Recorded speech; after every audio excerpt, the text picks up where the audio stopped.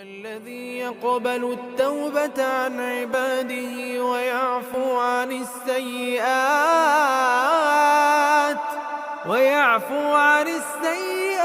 ويعلم ما تفعلون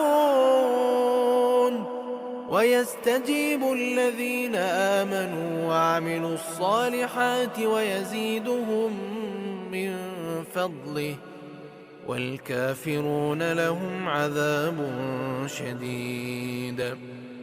ولو بسط الله الرزق لعباده لبغوا في الأرض ولكن ينزل بقدر ما يشاء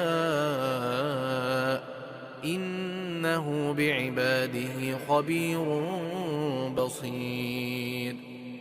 وهو الذي ينزل الغيث من بعد ما قنطوا وينشر رحمته وهو الولي الحميد.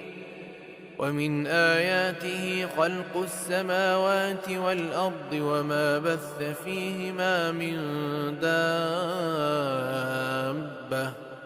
وهو على جمعهم إذا يشاء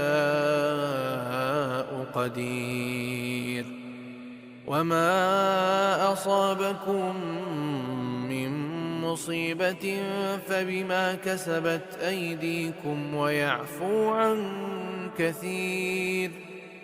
وما أنتم بمعجزين في الأرض وما لكم من دون الله من ولي ولا نصير.